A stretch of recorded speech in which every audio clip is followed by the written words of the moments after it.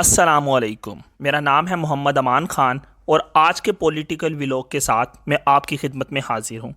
اگر آپ نے اب تک اس چینل کو سبسکرائب نہیں کیا تو آپ تمام لوگوں سے ریکویسٹ ہے کہ اس چینل کو سبسکرائب کریں، ویڈیو کو لائک اور شیئر کرنا مت بھولیے گا۔ پاکستان کے اندر 26ویں آئینی ترمیم پاس ہونے کے بعد ایک پارلیمانی کمیٹی کا قیام وجود میں آیا اور اس پارلیمانی کمیٹی نے سینئرٹی کے نمبر 3 جج جسٹس یحییٰ آفریدی کو چیف جسٹس آف پاکستان کے عہدے کے لیے نامزد کیا تھا۔ اب صدر پاکستان آصف علی زرداری نے جسٹس یحییٰ آفریدی کی بطور چیف جسٹس سپریم کورٹ تعیناتی کی منظوری دے دی ہے۔ بدھ کی صبح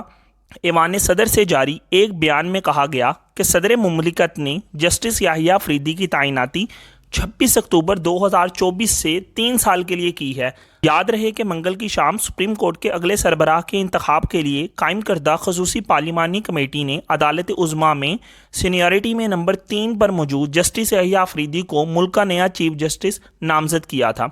وفاقی وزیر قانون اعظم نذیر طارر کے مطابق منگل کی رات ہونے والے خصوصی پارلیمانی کمیٹی کے اجلاس میں جسٹس یحییٰ آفریدی کو 2/3 اکثریت سے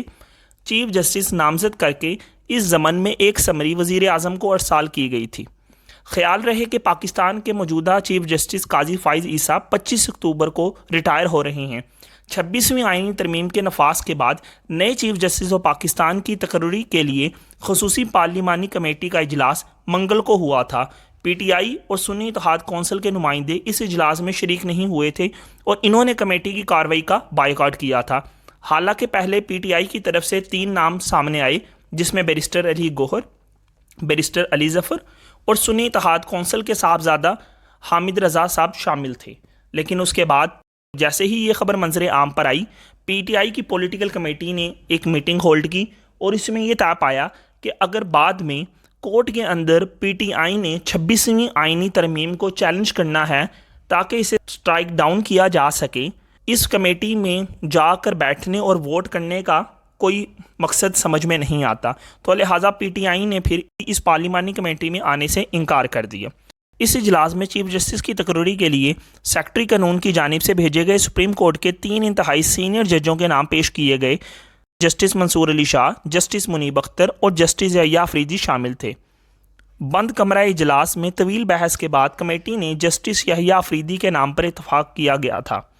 26ویں آئینی ترمیم کے مطابق خصوصی پارلیمانی کمیٹی کی جانب سے تجویز کردہ نام کی سمری پہلے وزیر اعظم شہباز شریف کو بھیجی گئی، جنہوں نے اس کی منظوری کے لیے صدر پاکستان آصف علی زرداری کو ارسال کیا، اور اب صدر پاکستان نے بھی نئے چیف جسٹس کی تعیناتی کے حکم نامے پہ دستخط کر دیے ہیں۔ جسٹس یحییٰ آفریدی جو 26 اکتوبر سے پاکستان کے نئے چیف جسٹس آف پاکستان ہوں گے، ان کا تعلق پاکستان کے صوبے خیبر پختونخوا کے ضلع ڈیرہ اسماعیل خان سے ہے۔ خیال رہے کہ پاکستان کی تاریخ میں پہلی مرتبہ پارلیمانی کمیٹی کے ذریعے ملک کی سب سے بڑی عدالت یعنی سپریم کورٹ کے چیف جسٹس کا انتخاب کیا گیا تھا۔ اس سے پہلے سپریم کورٹ کی حالیہ تاریخ میں الجہاد ٹرسٹ کیس کے فیصلے کی روشنی میں سب سے سینئر جج ہی ملک کا چیف جسٹس ہوتا تھا۔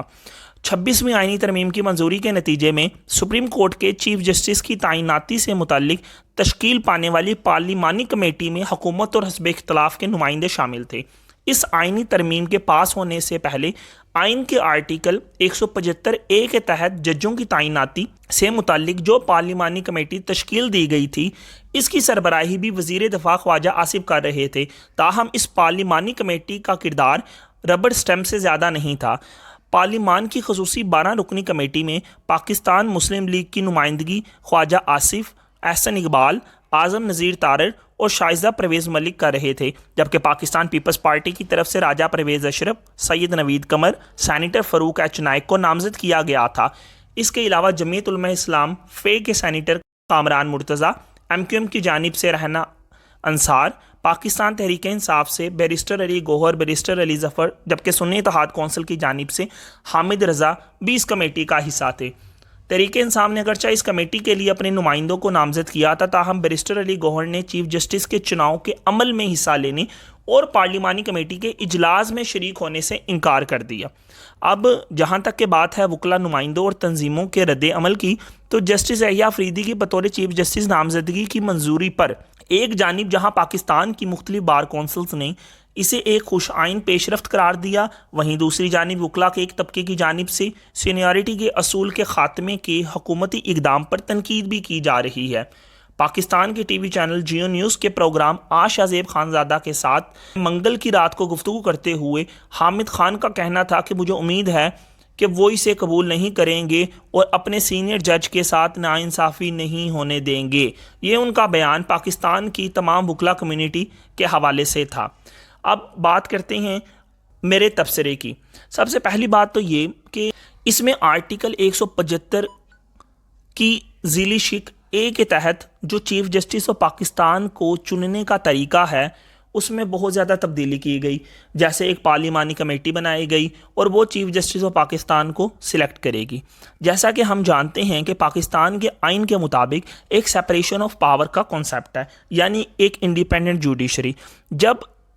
چیف جسٹس آف پاکستان کی سلیکشن سینیئرٹی کی بیس پر نہیں بلکہ پارلیمانی کمیٹی کی جانب سے کی جائے گی اور سپریم کورٹ آف پاکستان کے 17 ججز میں سے زندگی میں کسی نہ کسی عمر میں ان 3 ججز میں شامل ہوگا جن میں سے ایک جج کو چیف جسٹس آف پاکستان بنایا جائے گا، تو بہت سی چیزیں کمپرومائز ہونے کا خطرہ ہے۔ اس سے یوں محسوس ہوتا ہے جیسے کسی دور میں پاکستان کی سیاستدانوں نے بیوروکریسی کو اپنی سی ٹیم بنایا اور خود اسٹیبلشمنٹ کی بی ٹیم بن گئے۔ یوں لگتا ہے جیسے جوڈیشری کو بھی پاکستان کی اسٹیبلشمنٹ اپنی سی ٹیم بنانا چاہتی ہے اور اس بات کو یقینی بنانا چاہتی ہے کہ جوڈیشری میں آنے والا کوئی جج